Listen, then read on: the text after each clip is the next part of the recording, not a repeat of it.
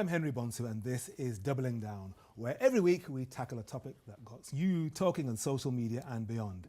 Joining me today are Dr. Tony Sewell, the founder of education charity Generating Genius, Dr. Zubaida Haq, Deputy Director of the Runnymede Trust, Britain's leading race equality think tank, and the author and blogger Richard Phillips. Welcome to all of you. Very good to see you here. Now, it's been in the French Constitution for over 70 years, but now lawmakers have voted to remove the word race from their cherished document. It was inserted in 1946 to show people that the state would no longer tolerate racist ideas propagated by the Nazis and their French collaborators.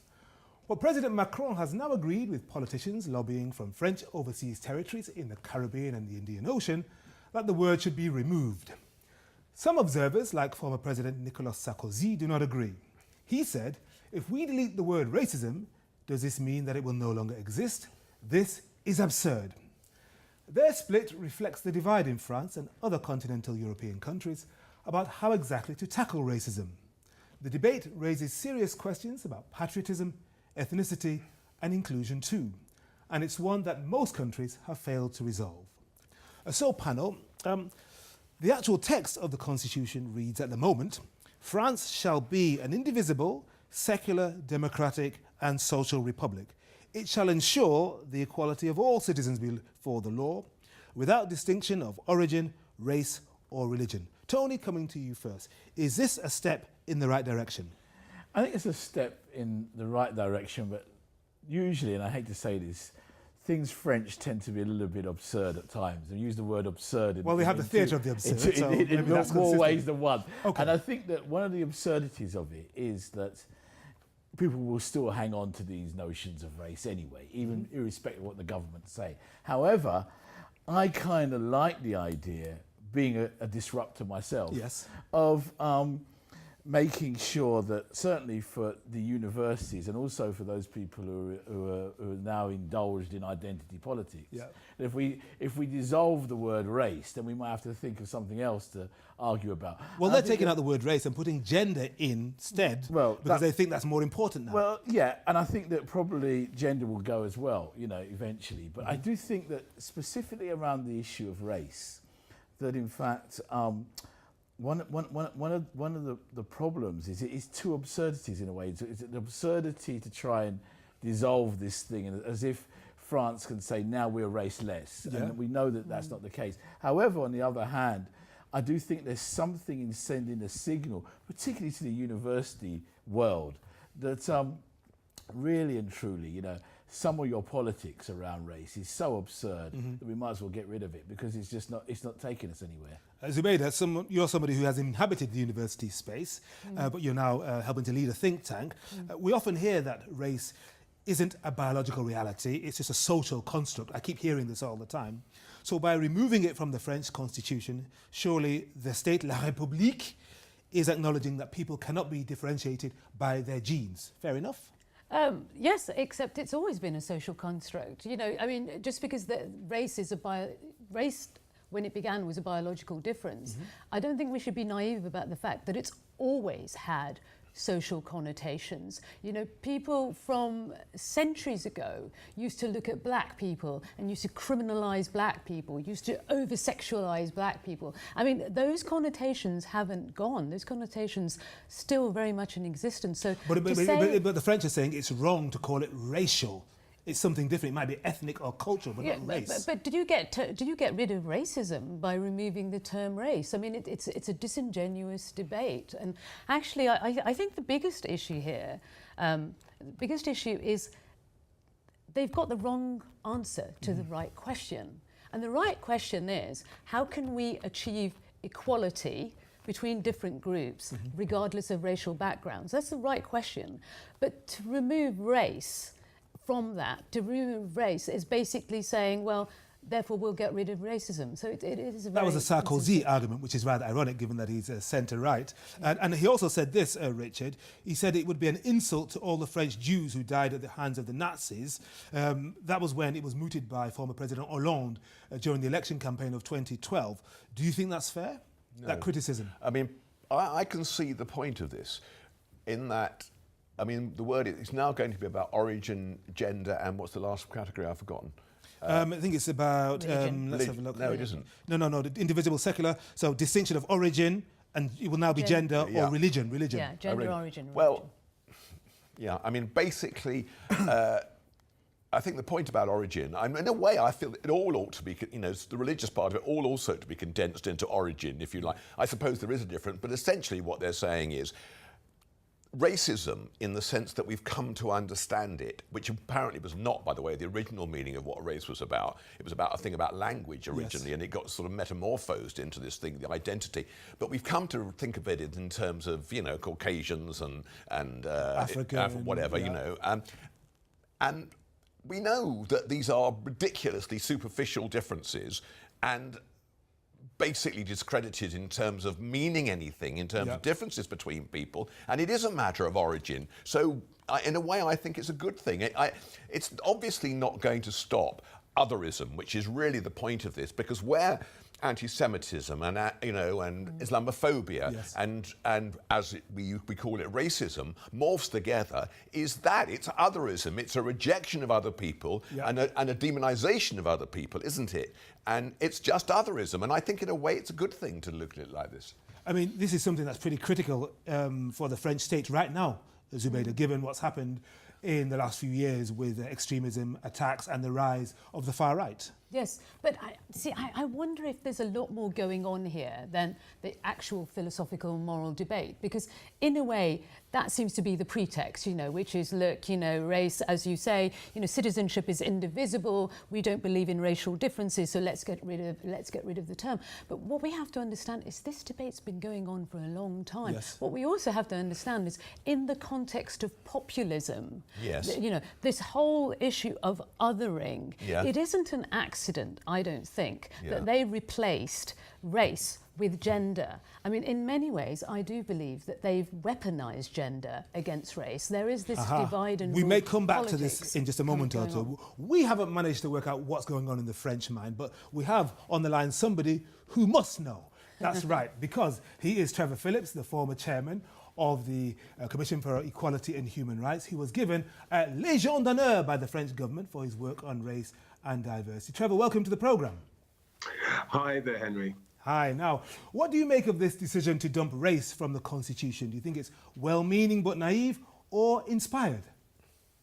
Well, I think it's typically French, isn't it? It's a wonderful argument between les philosophes français about something that is frankly meaningless. You can replace race with origins, but let's just get down to brass tacks. When they shot the guy the other day in the suburbs of Paris, when the police shot him, nobody said, "What's your origin?"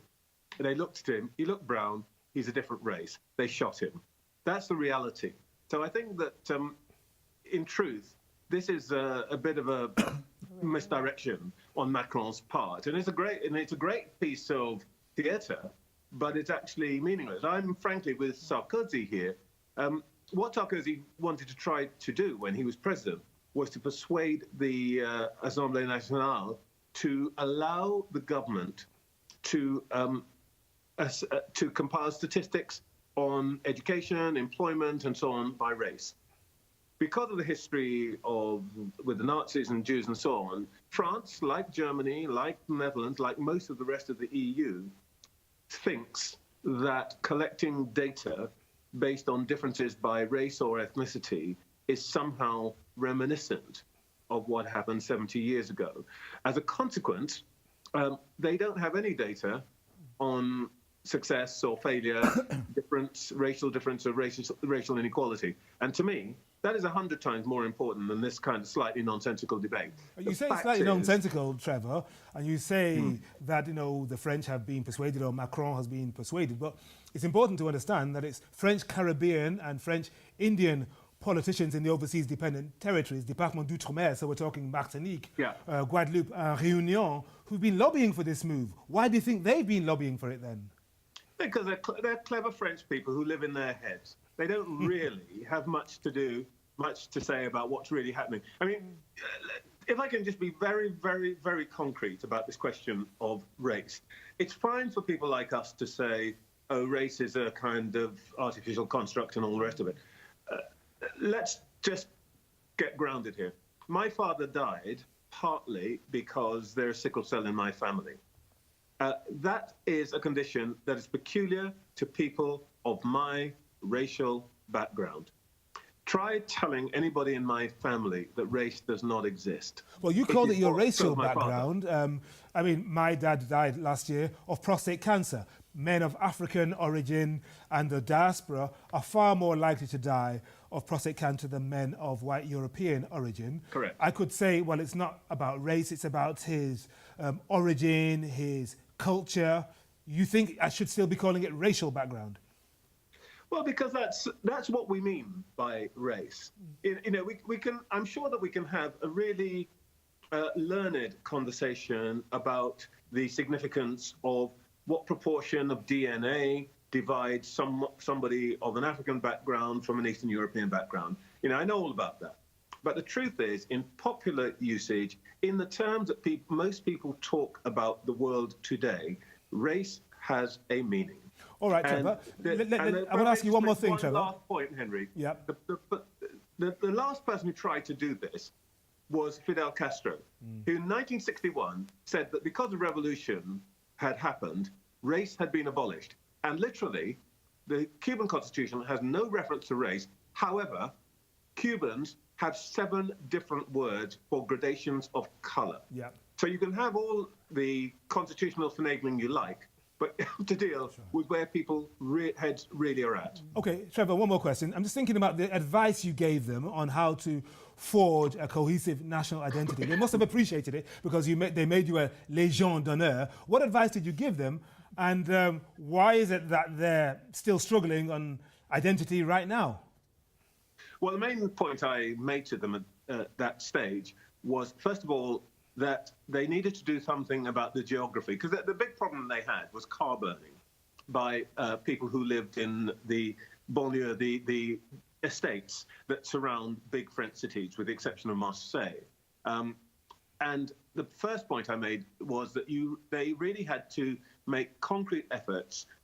If they couldn't get people off those estates, they needed to find ways of including them, giving them opportunities for jobs, and so on.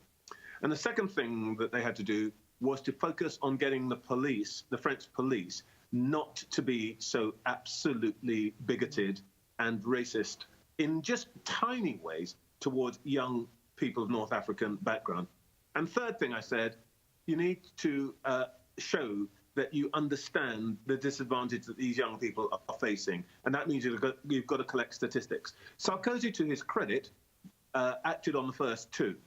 And he tried to do something on the third. But interestingly, though he got the National Assembly to agree, the French have a thing called the Constitutional Council, which is sort of like our Privy Council, only more powerful, that can rule that a piece of legislation passed by the Parliament is unconstitutional. And they struck down the decision by the Parliament to collect statistics on racial equality as unconstitutional.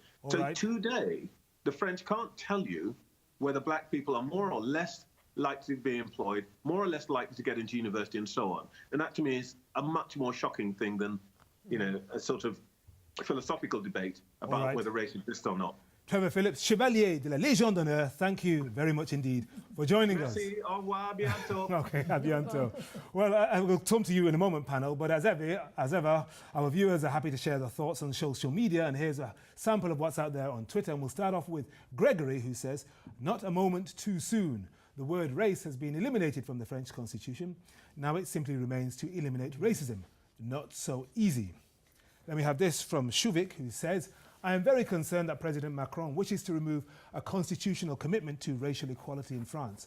Race relations are bad there now, and the extreme right is once more a dangerous political force."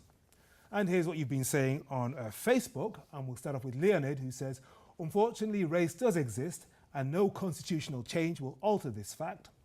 And finally, Io says, "I understand the sentiment behind this move. The only race is a human race. However, as a policy, it feels incredibly naive." Now remember, you can always get involved in the conversation on Twitter, Facebook or Instagram by using the handle DoublingDownTV. Okay, Zubaida, now, unlike us, the French, they don't want to gather data and statistics. They prefer the assimilationist model rather than the multicultural model. And as Trevor was saying, it's still illegal to collect data on race, ethnicity, or religion. The Republic says it's colourblind. What do you think the impact is that it's had on French society, or even German society, or Swedish society? Well, yes. I mean, I think colourblind is really a euphemism for we're going to bury our heads in the sand. Trevor Phillips had made the very good point that actually what really matters is the lived experience of black and ethnic minority people in France. And it's something that they're completely denying. Like, if you don't collect the statistics, you don't know who's experiencing what, how and where. It's really basic questions. Trevor mentioned health. You talked about health outcomes. But actually, it goes beyond that. What we're talking about are people's life chances going beyond health. Employment. We know from anecdotal surveys, for instance, academic surveys, that even in employment, that if you have an African sounding name, a North African sounding name, or a Muslim name, you're less likely to be called for an interview. We know, of course, from the police that they are more likely to stop and search black young men. I've been stopped and searched far more as a young person of African origin in Paris than I ever have in London or Manchester. So you have to ask yourself, why aren't they having those debates? Why aren't there concrete policies to address that? Right. Now, I do think it's important. We have to think about the social context. We have to think about the fact that Marine Le Pen got something like, what, a third of the vote on an anti-immigrant platform. And that anti-immigrant platform are not the Spanish, and not the Italians. They're not worried about the local European. They're worried about the racialised Muslim, the West black African. and brown and Muslim faces. Richard? Well, you see, the problem with the collecting of the statistics is that they can be used, to whatever, in whichever way you want to use them, and there will be people on the other side of the argument who will use them in completely the other way. They will point, for instance, to the number of, whatever it happens to be, who aren't, the number of, well, here's a simple example. If you could argue, some people will argue the number of Jews, I am a Jew, by the way, that the number of Jews who are, Nobel Prize winners, if they want to look at it that way, because it's, disproportionately high. Others arguing on the other side will point to the number of Jews running, involved in high positions in the media.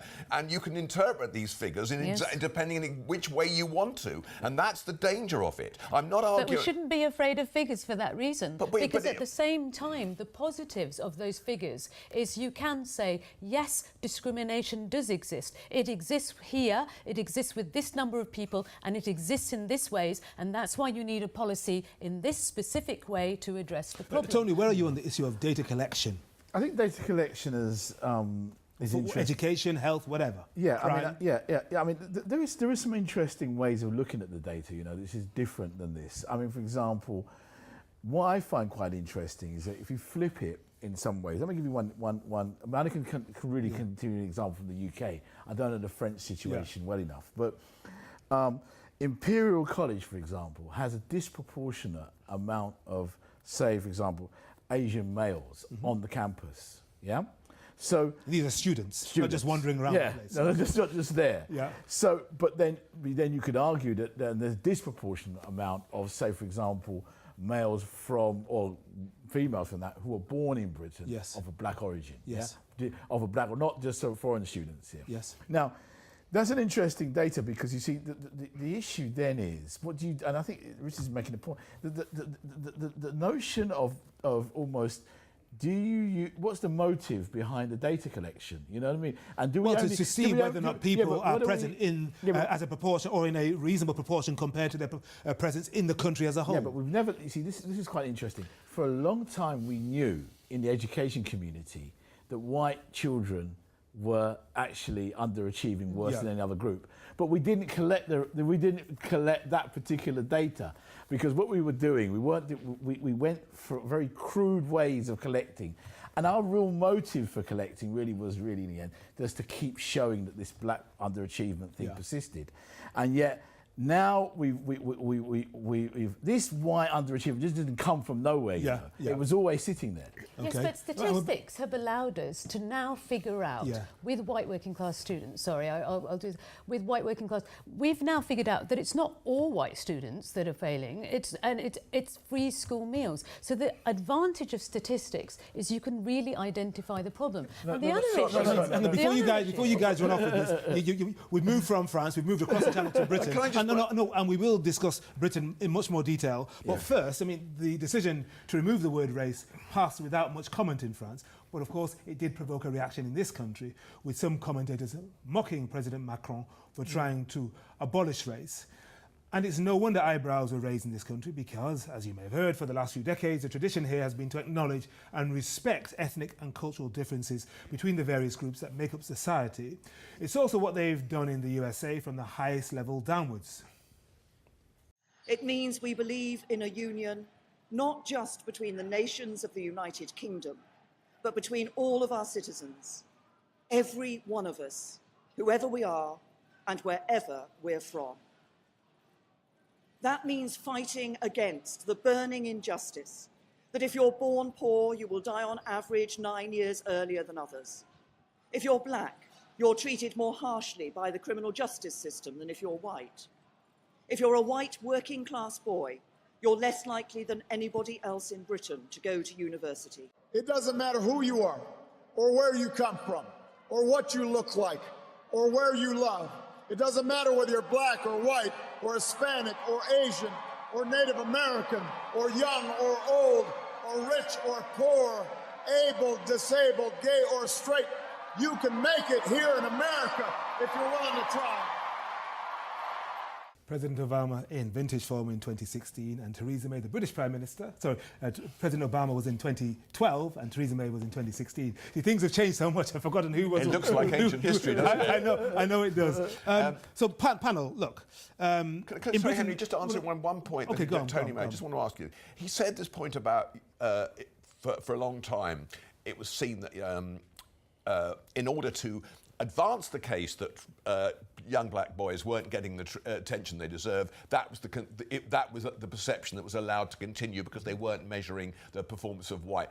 Now, did it help the perception of black people to have that misapprehension there? Did it help people by profiling them in that way, or did it just as in the constant deluge of black boys did it just underpin the idea they weren't as capable? It's not the statistics that are doing the profiling, it's people that are doing the profiling. I mean, we have to get back to the discrimination here. Like, the statistics are just a way of saying, yes, we've got discrimination, but where is it? How big is it? How do we address it? The fact, what we keep getting away from here, and actually what Macron is getting away from, is that the discrimination exists, but right now there are no tools, there are no policies to combat that discrimination. Before Tony comes back in, the reason why we played you those clips of President Obama and Theresa May, British Prime Minister, is we've had this race disparity audit here in this country published in October last year. It showed that for all our years of the multicultural model, celebrating difference and treating people according to where they've come from,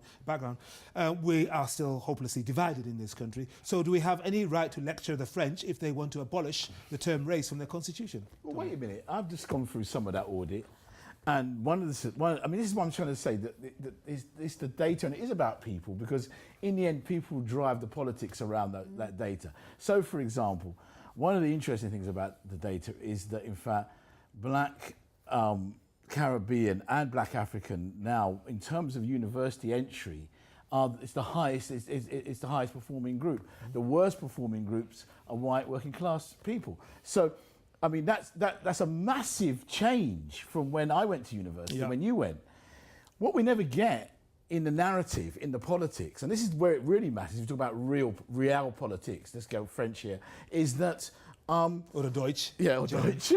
German. Is that you never get the narrative, the story of the positive, and you never get the story of where the progress is. A positive story... That's not fair. There will be we haven't got long left. Zubaida, respond to that. So, Tony, there's a difference between saying more people than ever before from black communities are getting into higher education. great, absolutely. You No, know, we compared should to other celebrate. groups. No, no, No, compared to other okay, groups. there's a difference to saying that more people getting in. Firstly, more people should be getting in because when you look at the population, there are more black young people than ever before. So yes, we celebrate the fact that we're getting in, but the problem is, and this is where the statistics comes in, is when you look at the statistics, you can, for instance, see, and this is happening a lot with very, Oxbridge very short at time, the moment, 30 seconds left. you can, for instance, see that 400 black people are applying, yet only 2 are getting in. Tony. And that, I mean, look. The data is showing in terms of again, what's being said here is quite interesting, and this is where even America's been locked in the sense that sometimes you can run with the data, and it's almost like you get what you want to see in that data, Yeah. and if you want to see the positive and run with that. Then it's there, and if you want to see the negative, which we more or less, that's what we tend to do in our policy. But that's You like get the shooting negative. We the started off with messenger, race, isn't it? and we've ended up on data, statistics, But and it's probably shooting the analytics. messenger. Yeah. That's the point. And I it's wish the we had same more with the time, race but you know what? contract. We don't. We've run out of time. Sorry, we've got to finish. That's it for this week. Oh, I wish we had so much more. Thanks very much to my studio guests, Richard Phillips, Dr. Zubaida Haq, and Dr. Tony Sewell. For news of next week's topic and to get your views in early, check out Doubling Down on Facebook, Twitter, and Instagram. Till then, thanks very much for watching, and goodbye.